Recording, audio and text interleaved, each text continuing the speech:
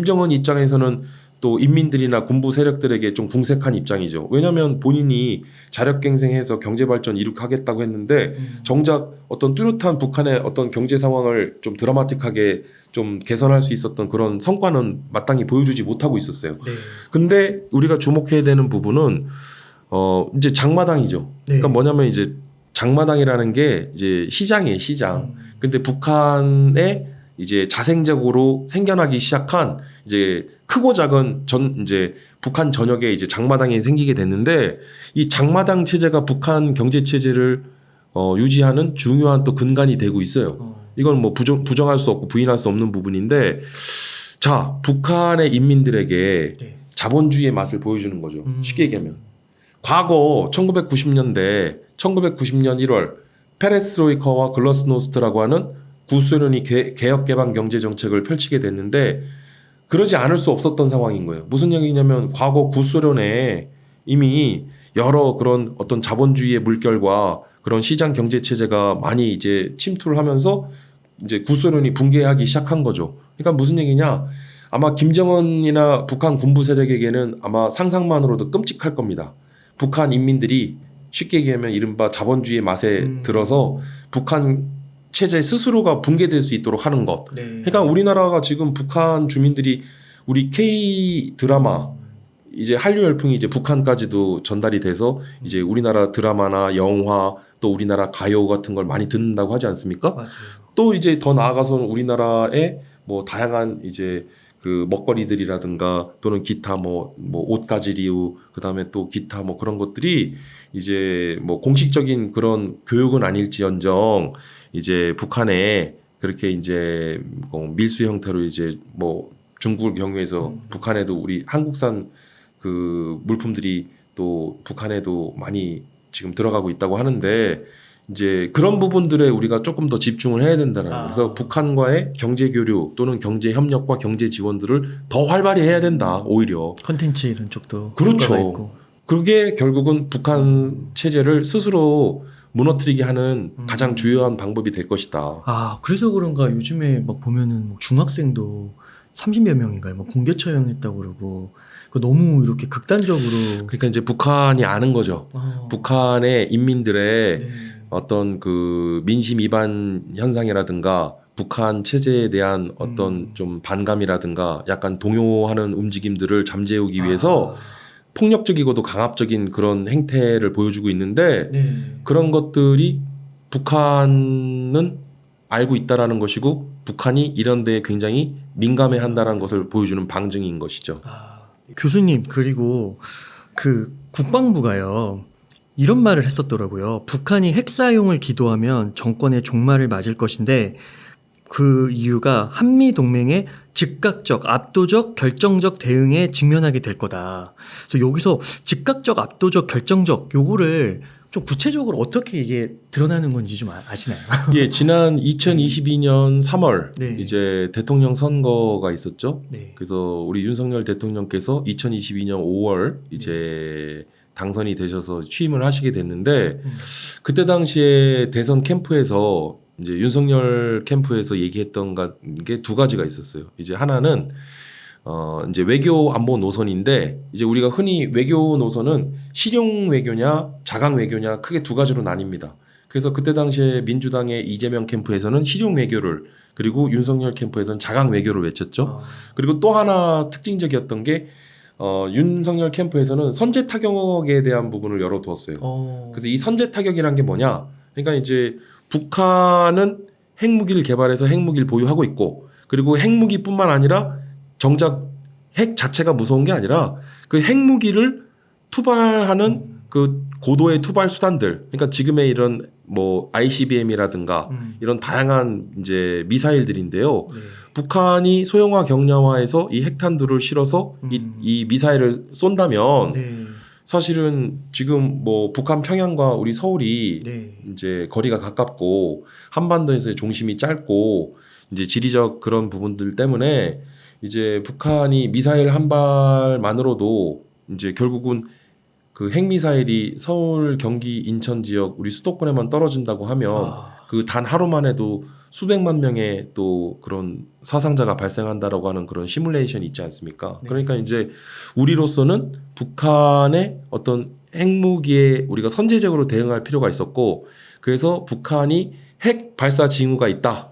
그러면 우리는 선제 타격을 할 수 있도록, 그게 이제 국제법에 유엔이 제정한 국제법 중에 이제 전쟁법이 있어요. 네. 근데 그 국제법상에서는 일종의 자위권을 허용해주고 있습니다. 그러니까 심대하고도 아주 위중한 상황에는 네. 일종의 선제 타격을 할 수 있도록 선제 타격에 대한 일종의 자위권에 대한 부분을 일단 허용을 해주고 있다는 거죠. 근데 이제 이 자위권에 대한 부분은 매우 제한적이고 신중해야 된다는 거예요. 왜냐하면 이 자위권을 이제 자칫 자위권을 행사하는 과정 속에서 네. 이게 확전될 우려가 있고 실제로 이게 전쟁이라고 하는 극단적인 상황을 맞이할 수 있기 때문에, 그래서 자위권은 일단 어떤 선제기적인 차원에서는 자위권 발동은 가능하지만 네. 이 부분은 매우 신중해야 된다라는 거고.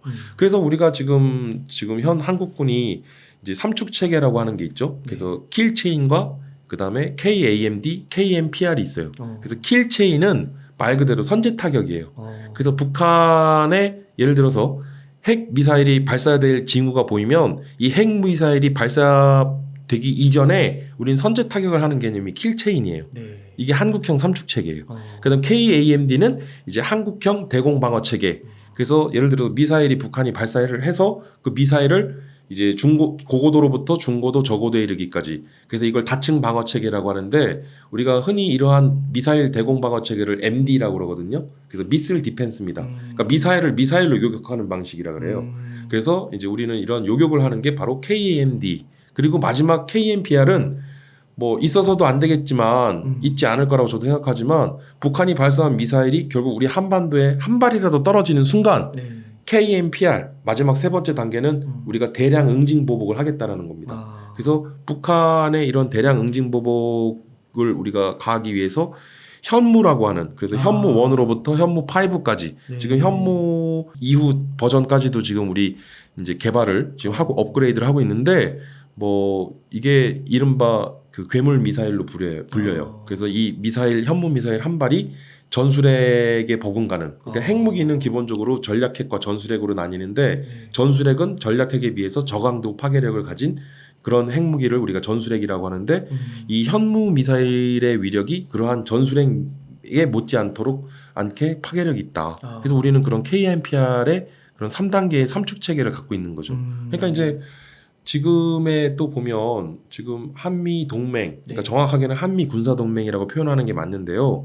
1953년 10월 1일 우리는 한미 상호 방위 조약을 체결함으로써 지금에 이르기까지 이제 한미 군사 동맹이 이제 국권이 한미 동맹을 유지하고 있는데, 우리는 미국으로부터 해구산을 제공받도록 돼 있어요. 근데 이제 조금 아쉬운 부분은 나토식 해구산 제공이 좀 아직은 안 되고 있어요. 무슨 얘기냐면, 나토식 핵 공유라는 것은 가령 나토 회원국 중에 어떤 한 회원국이 핵 공격을 받게 되면 이제 핵 보복을 해줘요. 즉각적인 핵 보복을 해주는데, 우리나라는 미국으로부터 제공받는 해구산에 있어서 한 단계가 있어요. 뭐냐면 이제 미 국회, 미 의회의 승인을 받는 절차가 있어요. 그러니까 이제 혹자는 어떤 분들 그런 얘기를 하세요. 그러면 우리나라는 북한이 핵 공격을 해서 우리는 핵 공격을 받았을 때 미국이 핵 보복을 해줘야 되는데 미 의회의 승인을 받으면 이거 너무 늦는 거 아니에요? 그렇죠. 이러는데, 여기에서의 가정은 이미 우리나라는 핵 미사일 공격을 받았다라는 거고요. 그렇게 해서 우리가 미 국회 의회 승인이 뭐 며칠 늦어진, 한 일주일 늦어진든 그 다음에 며칠 뒤든 일주일 뒤에 핵 보복을 해주는 게 그게 무슨 의미가 있을까 싶긴 해요. 솔직히 말씀드리면. 근데 일단은 지금의 이 가정은 우리가 핵 공격을 받고 나서 그 다음에 해구산을 제공받아서 핵 보복을 해주는 경우인데, 미 의회의 승인, 그러니까 이거는 사실은 일종의 이제 요식이긴 한데, 요식 절차인데, 미 의회에서 만약에 승인을 안 해주면 어떻게 할 거라는 거죠. 그러니까 무슨 얘기냐면, 미 의회에서 예를 들어서 미국 본토에 미국 국민들이 제3차 세계대전이 핵전쟁이 벌어지면 어떡하냐. 그리고 또 왜 다른 나라의 전쟁에 우리나라가 핵무기를 사용함으로써 뭐 핵전쟁을 촉발시키려 하냐. 다른 나라의 전쟁에 개입하지 말자. 일종의 반전 여론이 분다면 그럼 미 의회에서도 이걸 승인해 주기가 쉽지 않겠죠. 그렇죠. 그러니까 이런 것들 우리가 간과할 수 없는 거예요. 그러니까 이제 뭐 우리 정부, 우리 대한민국 국방부에서는 뭐 즉각적이고도 확고한 그런 한미 대응 태세 하에 북한의 어떤 핵 위협에 우리는 그 즉각적으로 대응할 수 있다라고 얘기를 하는데 이거는 좀 너무 순진한 얘기죠, 사실은. 실상을 들여다보면 우리는 나토식 핵 공유를 받고 있지 않고 우리는 한 단계 더 이제 핵 포복, 핵 우산을 제공받기 위해서 핵 포복을 실행하는 단계에 있어서는 미 의회 승인 절차가 필요하다. 그러니까 이제 확고하고도 즉각적이며 신속한 그런 한미 간의 북한 핵 위협에 대한 대응 태세 그게 정말 확고하고 정말 신속하고 즉각적일 수 있느냐 여기에는 전 좀 퀘스천을 갖고 있어요. 그러면은 이 미 의회 절차를 바꾸든지 자체 핵을 보유해야겠네요. 아니 전 세계 모든 나라는요 핵무기를 보유하고 싶어 해요. 그러니까 핵무기를 보유하지 않으려고 하는 나라 또는 핵무기를 보유하는 거를 싫어하는 나라는 없을 거라고 좀 보는데요. 인류 역사상 가장 궁극의 무기인 핵무기를 보유하려고 하는 것은 거의 뭐 모든 나라가 이제 꿈꾸는. 그러니까 이제 사실은 이제 NPT라고 하죠. Non Nuclear Proliferation Treaty라고 해서 이제 NPT. 그래서 그 핵무기의 확산을 금지하는 핵확산 금지 조약이 1968년 유엔 산하에 이제 기구가 발족을 해요. 근데 이제 본격적으로 실효적인 활동을 하기 시작한 건 1971년으로부터 1972년부터 이제 실효적인 활동을 하기 시작하는데 이 NPT의 핵심은 그건 거예요. 자, 유엔 안보리 상임이사국, 미국, 중국, 러시아, 그다음에 그 영국과 프랑스 이 5개국을 제외한 기타의 다른 나라는 핵무기를 보유하면 안 된다라는 거예요. 그게 NPT에서 얘기하는 핵심이에요. 근데 문제가 있죠. 그 이후에 인도가 핵무기를 개발해서 보유하게 됐고 인도가 핵을 보유하니까 파키스탄이 핵을 보유하게 됐고 그 뒤에 이스라엘이 핵무기를 보유하고 그리고 북한이 핵무기를 보유했는데 근데 북한은 공식적으로는 핵무기를 보유한 그 핵보유국으로서의 지위를 얻진 못했어요. 근데 이제 그래서 우리나라 대한민국 정부는 공식적으로는 북한은 핵무기 보유국이라는 것을 우리는 인정을 안 하고 있어요. 우리 정부는. 근데 우리 정부의 공식 입장은 북한은 핵무기를 보유하지 않은 그러니까 북한의 핵무기 보유국이라는 것을 우리는 인정을 안 하지만 근데 우리 정부는 북한에게 항상 비핵화 얘기를 하고 있고 그 핵 무기를 포기하라고 하잖아요. 근데 이게 좀 아이러니죠. 그러네요. 그러니까 우리 정부의 공식 입장은 북한은 핵무기를 보유하지 않았다라고 얘기를 하는데 그러니까 핵무기 보유국으로서의 지위를 인정 안 하는데 근데 우리는 정작 북한에게 비핵화하라고 그러고 핵 포기하라고 그러잖아요. 그러니까 이게 약간 좀 넌센스인 거죠, 사실은. 근데 어찌 됐든 그러니까 이제 우리 정부의 입장은 그런 거예요. 뭐냐면 북한의 핵 개발, 그러니까 그리고 북한이 핵무기를 보유한 핵 보유국으로서의 지위를 우린 인정할 수 없는 거죠, 우리 정부는. 그렇죠. 하지만 북한의 핵무기 보유한 것은 사실이기 때문에 우리는 북한에게 지속적으로 우리는 핵무기를 이제 핵무기 보유를 이제 포기하라. 이제 비핵화에 대한 이야기들을 우린 주문할 수밖에 없는 거죠. 그러니까 우리 정부의 입장은 좀 그럴 수밖에 없는 거예요, 사실은. 이해는 돼요. 그리고 이제 최근에 핵무장론에 대한 이야기가 많이 나오는데 가능성이 올라가는 것 같기도 하고. 그냥 저는 두 말씀만 드리고 싶어요. 그러니까 첫 번째는 이제 저의 입장부터 밝히자면 저는 우리 대한민국이 핵무기 보유하는 거 저는 약간 양가적인 입장이에요. 그러니까 무슨 얘기냐면 우리 대통령과 우리 국민들이 원하시면 핵무기 보유하면 돼요. 뭐 NPT 탈퇴해도 되고요. 그리고 NPT 조약문 단서 조항에는 말 그대로 단서 조항이 있어요. 그래서 필요시 핵무기를 보유할 수 있도록 해주고 있어요. 근데 그 필요시 핵무기 보유에 대한 부분은 그건 이제 우리의 자의적인 해석이 들어갈 수밖에 없고 문제는 그 NPT의 단서 조문으로 들어간 그 단서 조항에 그 예외를 인정받은 사례나 국가는 없었어요. 그러니까 이제 이게 좀 제한 사항이죠, 사실은. 그럼 NPT 탈퇴해도 좋고 하여튼 우리 국민 여러분들께서 원하시면 핵무기 개발하면 됩니다. 그러니까 우리나라가 지금 일본은 이미 핵무기를 보유하려 들면 한 달 만에 핵무기를 개발할 수 있는 상황이 됐어요. 왜냐하면 일본은 재처리 기술을 이미 미국으로부터 승인을 받았기 때문에 이제 핵심은 우리나라도 지금 그 핵발전소를 많이 운영을 하고 나름의 그 핵발전소 운영에 따른 우리는 많은 또 기술적 노하우를 쌓아놓았기 때문에 우리도 지금 필요시 한다면 2달 이내에 핵무기를 개발할 수 있을 것이라고 이제 핵 개발자 이제 와. 핵 관련 이제 전문가분들이 얘기를 하세요. 네. 그러니까 저는 이제 엔지니어는 아니니까 제가 무슨 핵 물리학자는 핵 기술자는 아니니까 그분들의 인터뷰 내용을 이제 인용을 하자면 우리나라의 핵 관련 기술 수준이 뭐 마음만 먹으면 2달 이내 핵무기를 개발할 수 있는 수준이라고 하시지 않습니까? 네. 근데 이제 핵심 관건이 이거예요. 그 재처리 기술.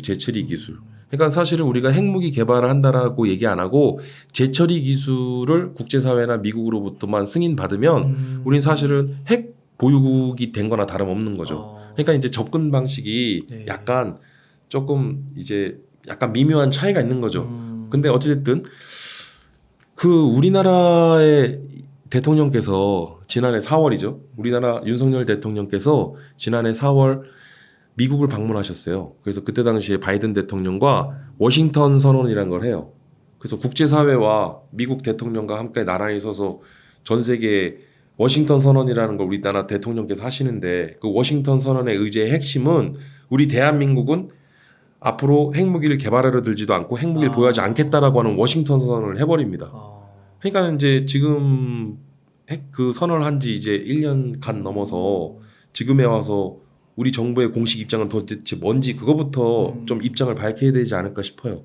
그럼 지난해 전 세계에 우리 그 미국 대통령과 우리나라 대통령이 우리나라 윤석열 대통령께서 워싱턴 선언한 거는 그건 뭐냐 이거죠. 네. 그러니까 그거에 대한 질문을 하나 드리고 싶고 두 번째는 좋아요. 그때는 상황이 그랬고 지금은 상황이 이러니까 지금은 바뀐 거다 할 수도 있어요. 왜냐하면 저도 그거는 인정해요. 왜냐하면 대통령은 정치인이에요. 그러니까 정치인은 내가 어제는 이런 말 했지만 오늘은 이런 말 할 수도 있어. 아니 정치인이니까 가능한 거야. 그럼 저는 그거 오케이. 그럼 가령 예를 들어서 우리나라가 핵무기를 개발하려 든다고 했을 때 네. 미국이나 국제사회가 그거를 용인해 줄 수 있을까요? 자, 하나의 국제 레짐, 국제 질서가 무너질 수 있다라는 거예요. 왜? 우리나라가 대한민국이 핵무기 개발하는 것을 미국이 눈 감아주고 국제사회가 용인하려 드는 순간 네. 가까운 이웃인 일본이 핵무장하려 들 거예요. 그리고 가까운 또 이웃 나라인 대만이 핵무장하려 들 때 대만의 핵 개발을 이걸 하지 말라는 명분. 하지 못하게 할 명분이 사라져요.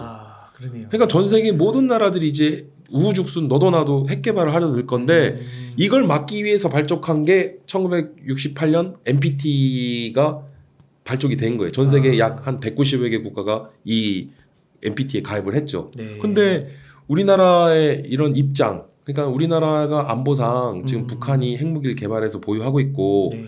한반도 중심에 우리 지금 불안정한 국제 정세와 함께 맞물려서 지금 굉장히 좀 불안한 상황은 맞는데 과연 국제사회의 용인과 그다음에 미국 정부의 승인을 얻을 수 있을까?